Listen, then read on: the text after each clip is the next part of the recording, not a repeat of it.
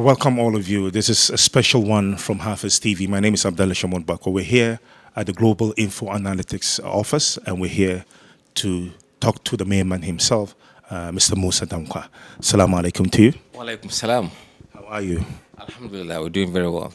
It's been hectic these days with what you've been doing. Can you tell us how your work is basically here to begin with? Global Info is a data and market research company, and we also do opinion polls. Frankly, a lot of the work is done at the remote places nationally.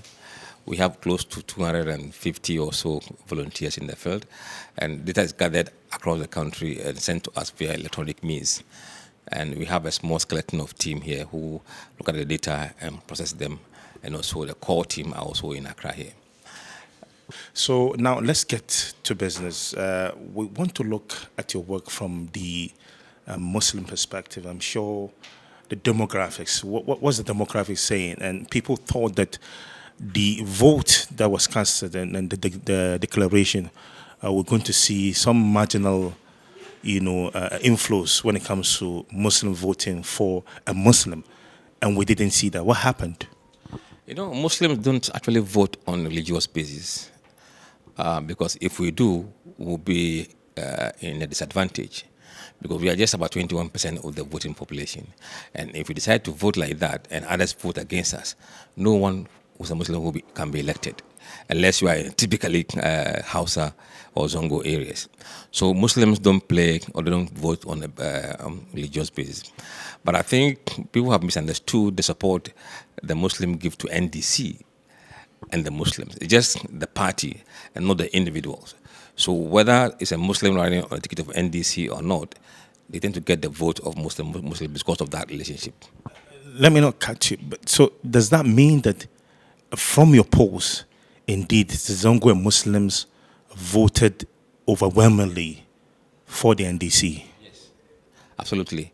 The polls have shown consistently that the Muslims are voting for John Mahama for the past 2.5 years. And if you look at the Zongo, if you go to the Zongo itself, remember the Muslims are comprised of a council are Muslims. Now, if you zoom in into the Muslim from the Zongo communities, the support from Mahama is much higher than across many Muslim communities. We've seen on social media, many are saying that why not? This is the first time we're going to have a Muslim leading the country. So most Christians have been leading the country. Why not all hands on deck for a Muslim to rule? And indeed, the polls have shown something different. What's the dynamics? Do we still going to have that thought that Muslims should lead, or according to your polls, that will never happen? It's not about it will never happen. It's about the quality of the leaders. If it's a Muslim and everybody sees him as a right leader, they will elect him. You don't need the Muslim to rally behind him to vote for him. If it's a Muslim and he happens to be a good candidate, I think both Muslims and Christians can come together and elect that person. I don't believe that Muslim will go to the polls just because we are Muslim. They won't do that. There's been talk about voter apathy. That's why the MPP was, kicked out. And is that the true? Is that the true state of the statistics, or is it that the candidature of His Excellency, the Vice President of the Republic, Dr. Alhaji Mahmoud Bawumia, is what caused it? What's the difference? The difference is that there were general voter apathy everywhere across the country. But it was a lot heavier in the Ashanti region and Eastern region than anywhere else. Now you can zero in down and say that the Ashanti and Eastern region, they may not have been very excited about the candidate they have. So there's question about the candidature. Yes. No doubt. I mean, the polls have shown over several months' time that the support for Bawumia in the Akan regions was weaker. And the only thing that you can explain that to be is probably his person as a candidate for MPP. Remember, MPP is about 65% accounts. So unless the accounts are happy to bring you and back you, they will not. You won't see the numbers coming through. And if you look at what happened in the MPP primaries, people were saying that they were arm twisting, and that may have affected the way the accounts see Dr. Bawumia. Arm twisting. Explain in plain language. What does that mean? who were going to vote for other candidates were being targeted and coerced to vote for a particular candidate. And what we saw here is the reflection of the outcome of the MPP primaries. If it was a very free and fair and open primary without pressure, and Babame emerged as a winner, I think that would have been better for them. Describe Dr. Alhaji Mahmoud Bawumia in 3 words. Would you have something for him? So that would be the work of philosophers or maybe political community. We deal with data. I can define his personality. There are people who can do that better than me. So I don't want to go into that territory. Were you happy when he came out early enough to congratulate the winner and also mention that he obviously lost, even when the Electoral Commission didn't do so? I think anybody who knows him personally will not doubt what he did. I know him personally, and it didn't surprise me. And he, at the time, showed that he was a real estate man and diffused a whole lot of tension that was brewing up. So it wasn't surprising to me because I know him. Our communities, the Zongo communities, you have come under attack. Many have named you and all of that, thinking that you are in bed with the NDC. Because accordingly, all your posts shows that they are leading and they're going to win and all of those things. Nothing for the MPP. Is it deliberate or just data? And what would you say? If it was deliberate, MPP would have won. So it wasn't deliberate. It was the facts. I mean, I don't twist facts. I don't forge facts. I don't say something to make somebody happy. We say it as it is. In all the polls, they were losing and they lost. Would you want to react to the comment on social media, people trolling you and all that? I mean, for me, sometimes you guys go there and laugh because you know what we are doing is the right thing to do. And obviously, the results that has come out has proven that we were wrong and we were right and they were wrong. And now they've gone into hiding, from high-level campaign communicators to foot soldiers. They've all disappeared. And I think it's a lesson. No grudges with them? No, I don't hold grudges at all. I don't hold grudges. I don't. Sometimes it's fun. And sometimes I understand why they have to do that. Because without that, they would have been probably more hammered in the polls. So.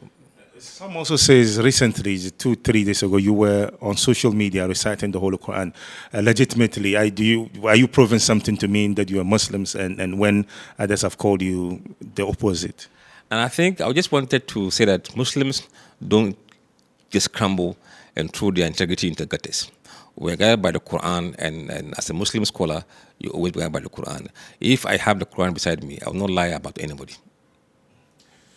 What is the future of Ghana under this government? Would you see is something different, or if they do not do what they have to do, it's going to be vice versa? I've always been hopeful for Ghana's future, and whether MPP government or NDC government, we have to get things right. If NDC, with this majority that they have and the confidence given to them, if they abuse it, I think their defeat will be worse than the MPP's defeat in 2028. Are you hopeful with the 4 years tenure John Dramani Mahama have turning things around? I'm a poster. I'm not a political commentator. But anyone has to be hopeful, whether it is MPP or NDC's government. But it's the government that should prove us right, not wrong. So I hope that they don't prove us wrong. That's my only hope. They asked me to ask you, what is your relationship with John Mahama? Do you know him personally? And are you in contact with him? I've met him twice in my life. Twice? Recently or before the post or after the post? No, long before. I met him in 2022. I saw him. No, I saw him in 2022. Are you in communication with him? Do you call on the phone and talk? I'm fine. Not really. I'm not. See, I'm somebody who don't call politicians. I have friends in both parties, and I've stopped calling them. They call me because if he wants to know some information about polling, I will answer your call just like media people are answering them. Anybody who calls me about polling number, I talk to them. So I don't mind who you are. If you call me, I remember I just saw a post by A+ on his Facebook and Twitter. He called me around 2 o'clock, and I had to call him back around 3 o'clock.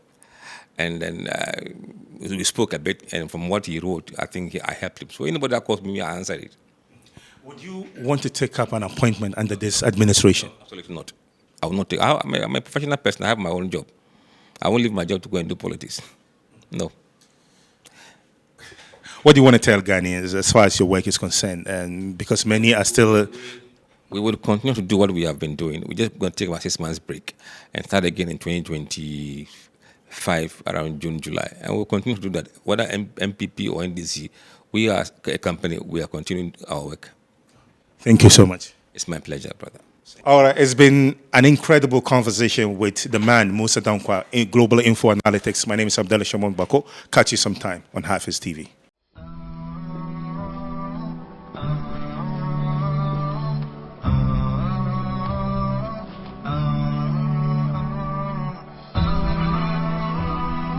Hafiz TV, unique every day.